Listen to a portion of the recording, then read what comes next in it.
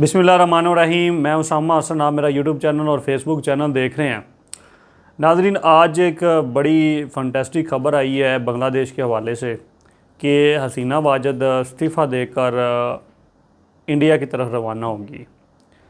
वहाँ के army chief ने उनको 42 मिनट का टाइम दिया था कि आप 42 मिनट के अंदर अंदर रिज़ाइन करें और मुल्क से आप यहाँ से चले जाएँ। ये एक तहरीक शुरू हुई थी तलबा की तरफ से, एक तहरीक शुरू हुई थी यूनिवर्सिटी के जो तलबा हैं उन्होंने एक तहरीक शुरू की कि कोटा सिस्टम ख़त्म किया जाए।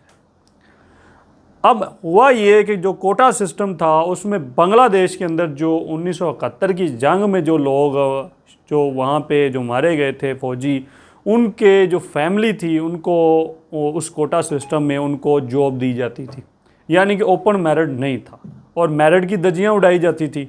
तलबा ने ये फ़ैसला किया, तलबा ने कहा कि जी 55 साल से बांग्लादेश के अंदर ये सूरत हालात चल रही है, 50 साल से, क्यों ना हम इसके बारे में एक एहतजाज करें और एहतजाज को रिकॉर्ड कराएं और इस कोटा सिस्टम को हम ख़त्म कराएं। ये तहरीक शुरू हो जाती है यूनिवर्सिटी के लेवल से, तलबा ने शुरू करते हैं और तलबा का जो एहतजाज है वो उसमें होता ये है कि वहाँ पे जो एक सिविलियन वार शुरू हो जाती है। पुलिस ने सीधी गोलियाँ वहाँ पे चलानी शुरू कर दी। जब गोलियाँ चली जिसमें कई तलबा भी वो भी शहीद हो चुके और कई जो काफ़ी ज़्यादा इसमें ज़ख्मी थे और 10 से 15 हज़ार उन्होंने इनको तलबा को पकड़ लिया और जेल में फेंक दिया। अब हुआ ये कि वो इन्होंने जो कोटा सिस्टम था हसीना वाजिद ने वो एक दफ़ा मुअत्तल कर दिया कि हम ओपन मेरिट के ऊपर नौकरियां देंगे और कोटा सिस्टम को ख़त्म करते हैं, यानी कि कोई 10-15% इन्होंने कोटा सिस्टम फिर भी रखा हुआ था।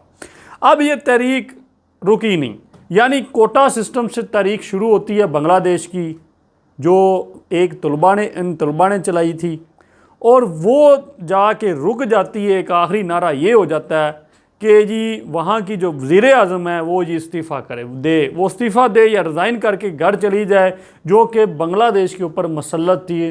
जिसने इलेक्शन भी हुआ तो अपोजिशन ने बाईकाट कर दिया और वो अकेली वो कहते हैं मैदान के अंदर थी और इलेक्शन जीत के इस्टेब्लिशमेंट के ज़रिए वो फिर दोबारा बांग्लादेश के ऊपर मसल्लत थी। तो वाम ने ये कहा कि अगर ये औरत जिस तरह उसने कल का बयान है कि ये बच्चे जी दहशत गर्द हैं, घरों से निकलें इनको गोली मार दी जाए, और यहाँ तक के मामला थे कि वहाँ का इंटरनेट सर्विसेज जो कि बांग्लादेश की वो टोटल बंद थी। वहाँ पे जो रोड्स की जो कम्युनिकेशन थी वो भी बंद थी। यहाँ तक कह दिया था कि कोई जो भी इस एहतजाज में शामिल होगा उसके साथ सख्त कार्रवाई की जाएगी, यानी कि सीधी गोली मार दी जाएगी।